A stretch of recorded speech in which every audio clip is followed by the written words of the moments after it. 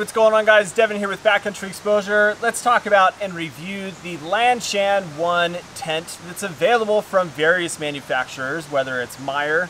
But the value of this tent really is awesome for that $110 price point, because you've got a tent that is a non-freestanding tent that doesn't take up a lot of space in your pack when you are taking this out. It also is under 3 pounds in total weight when you add your trekking pole to it to be able to pitch it. So without the trekking pole, the advertised weight is 2.2 pounds, which for $110, that's really hard to beat, in my honest opinion. There are aspects of this tent that I would change that are negatives for me that I don't really appreciate about it. The biggest thing about it is I don't feel like the inner tent from the head end to the foot end is long enough. The walls are too steep, and so when you've got a taller sleeping pad inside of the tent, 49 inches of peak height, 84 inches or so of total length, and about 30 inches of width at the head end and foot end, you're wider at the center of the tent, and you've also got a good sized vestibule as well. One of the things that I ended up doing on the tent is I replaced the stakes that came with it with groundhog and mini groundhog stakes from MSR, because the ones that came with it really were just not a great stake for what I like. They don't hold as well, and so what I ended up doing is I've got full-size MSR groundhogs at the vestibule end as well opposite of it, because those are the highest stress, the most tensioned points on the tent, and so having more bite in the ground is really important. Right now I've got the tent pitched at 127 centimeters on my trekking pole. 125 to 130 is what I see most people do. Now, something that was a little bit interesting to me when I first bought it is there's a lot of space between the door of the vestibule, or the door of the tent, and the ground. And I think they did that on purpose because it allows good airflow underneath and still gives you the weather protection that you need. I also really like the way that the doors are set up on this. I can unzip this, roll it back really easy, and then I've got space to be able to drop my pack in here for extra vestibule space. I've got easy access to the door, and you've got a good height bathtub floor. It's like 6 or so inches, and that's gonna help with splashback and that kind of thing that you do get from tents like this with the rain. So you've got a piece of cord here that's attached to the bathtub floor, and right now I've got it attached to my trekking pole, but I've even used a stake there to be able to pull that out to give me a good proper pitch. But right now this is probably the best pitch that I've had with the Lanshan so far. You can see in here I can roll this back and hold back the mesh inner.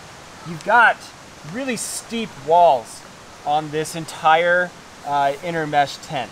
And I'm going to get in here in a second and show you what it's like when you're laying down in it. Because I've got a 3-inch high pad on the inside with a quilt. But you've got various different tie-out points and pieces on the tent that allow you to attach the inner tent. And this guy-out point right here, is designed to be able to pull that inner so that it comes off of your feet a little bit more. The weird thing about, thanks for watching, guys. Today I'll be showing you the Big Agnes Tigerwall UL tent series.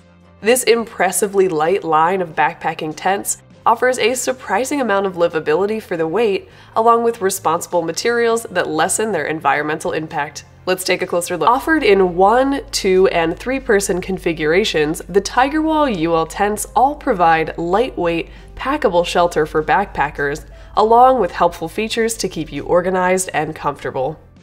Each tent features a single-hubbed DAC Featherlight pole design, with a structure that offers usable internal space without bulk. The floor of the tent body and the rainfly are made of solution-dyed, water-repellent, silicone-treated nylon ripstop with a 1200mm water-resistant polyurethane coating. The remainder of the tent body consists of solution-dyed nylon ripstop and polyester mesh. The solution dyeing process involves adding dye while the synthetic fibers are first created. This results in distribution of the color throughout the entire thread instead of just a coating on the outside, as is the case with traditional dyes. This process doesn't just better protect the color against the threats of UV damage, it's also way better for the environment. The result is an astounding 50% reduction in the water required and an 80% reduction in the energy consumed in creating these fabrics. The mesh canopy of the tent body allows for breathability to combat condensation. The protective, fully waterproof rainfly keeps you dry and also allows for extra ventilation for better airflow.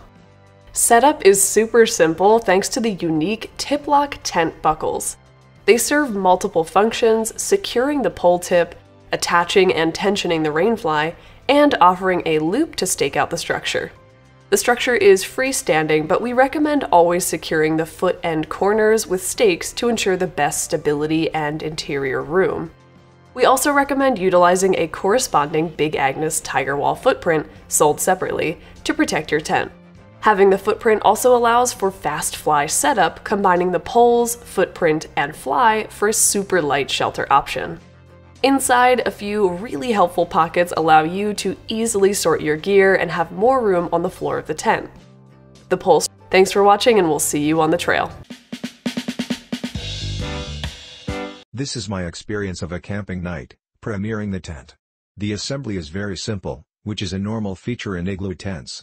The aluminum rods looked great, much better than the plastic rods, with good carp grips. They look strong. The only comment is that they are only polished, and they are not anodized, as it appears in the propaganda, so they will become dark in a short time. 10 points about it. The material is correct, the mosquito net is very good, maybe the floor material is a bit thin, but I can fix it by placing a nylon between the tent and the ground. The openings are wide and the closure worked very well. The over roof is very good, it is easy to place and adjust. I usually don't use them in the igloo tents.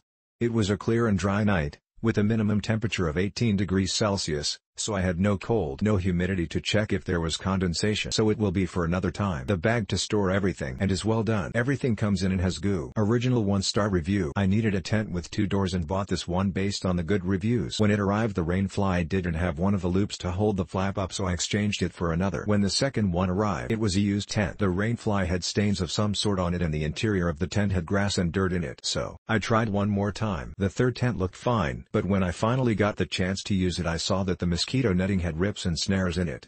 Not a single leak and absolutely no mosquitoes or other bugs found their way into the tent during the night. I am bumping my review up 1 star to 5 stars. For the price, this tent is awesome. Hey everyone, the Dragonfly 2-person tent made by Nemo. If you are new to the channel, hello and welcome. Hiking Nerd is about thoroughly field testing gear and sharing ideas to inspire your next adventure, so hit that subscribe button for more content.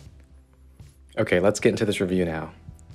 The Dragonfly is an ultralight, 3-season backpacking tent that comes in a solo model and a 2-person model. I'll be reviewing the 2-person tent, which weighs an additional 9 ounces over the 1-person tent, but comes with 50% more floor space and 100% more vestibule space. The Nemo Dragonfly is a fully freestanding, double-walled shelter with an asymmetric floor plan, 2 doors, and 2 generous vestibules. It uses a 15D nylon ripstop for the rainfly, a 20D nylon ripstop on the bathtub floor, and a 10D nylon ripstop and no-seam mesh for the remainder of the tent body. Both the fly and the floor have a 1200mm hydrostatic head, which is enough to keep you dry in the rain as long as you're camped on a porous surface. You can buy an 8-ounce 75D footprint separately to reduce wear on the bathtub floor, though I personally never use footprints as a general practice. In terms of durability, the 15D and 20D fabrics feel very thin to the touch, but are much tougher than they appear. I haven't had any durability issues so far, and expect this to hold up for the next several years. The Dragonfly sets up with 2 8.7mm pre-bent aluminum poles from DAC, and includes 8 generic aluminum Y stakes and a divvy stuff sack. To pitch this tent, you'll first connect the hubbed pole to the 4 corners of the tent body and attach the clips to this pole. Then you'll run the cross pole over the main pole and secure them into the plastic sockets. Finally, throw the Dragonfly over the tent, connect the color-coded buckles, and tighten as necessary. Slip the cross pole into the sleeves on the Dragonfly, and then use 1 or 2 stakes on each side to tension at the vestibule. At a minimum, you only need 2 stakes to pitch this tent, 1 for each vestibule. However, adding another stake to each vestibule will improve functionality. And you can, of course, secure the 4 corners of the tent with stakes as well. The Dragonfly has 3 guy-up points to reduce stress on the pole in high winds, but as this is a backpacking tent, it really isn't meant to handle sustained winds over 35 miles an hour. When pitched, the Dragonfly offers a 41-inch peak height and a floor that's 88 inches long. It's wide enough for 2 large sleeping pads since it measures 50 inches wide at the head and narrows to 45 inches wide at the foot. It also has 2 vestibules that offer 20 square feet of total protection. Now, let's talk about how much this tent weighs, which is actually more nuanced than just looking at the website. See you in the next video. Hi, I'm Bob with Dirty Hippie Outdoors, and today I'd like to review a backpacking tent that I bought off of Amazon.com. The tent is made by a company called Featherstone. I don't know much about the tent. There's not a lot of information out there on the internet, but this is the UL Granite 2-person backpacking tent. Tent weighs just over 5 pounds, and overall it seems like a pretty decent tent. Now, I haven't field tested this yet, but I do have a spring backpacking trip coming up that I do plan to take this on, and I can get back to you about how it performs out in the field. So let's go ahead and set this tent up, and I'll show you some of the features. All right, so one thing that I do like about this tent is that, well, 2 features I'm going to point out real quick. One is the tent comes with a ground cloth. The footprint comes with the tent, which you don't see that a lot of times. But then it also has this, it's a all aluminum 1-pole system that makes setup really easy. So you can see it's like 1 pole, you got this thing here, it's kind of spreads the tent out a little bit. But overall, just makes for really easy setup. Alright, so here's the tent set up. You can see that the body of the tent's mainly mesh, which makes for pretty good ventilation. The tent utilizes the clips that clips right to the aluminum frame here. You have this spreader bar, kind of spreads the tent out a little bit, gives you a little more headroom.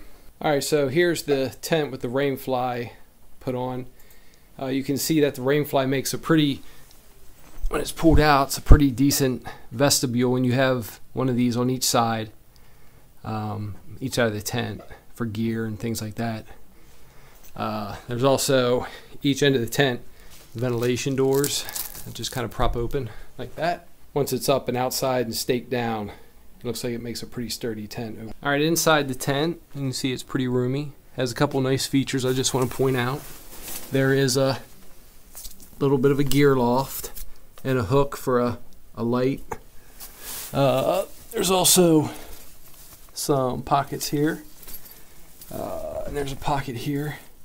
And like I said, there's doors on both sides, pretty large doors on both sides. I'd like to point out, it comes with these aluminum stakes. They sort of remind you of the MSR stakes that are out there. It also has it's fluorescent reflective guidelines. Feels like okay quality rope. Again, remains to be seen. The stuff sack, it's a bit of a compression sack where you can, it has a roll top, you can roll it down. Seems to be waterproof as well. There's like a silicone coating inside. Alright, so that's the Featherstone UL Granite 2-person backpacking tent.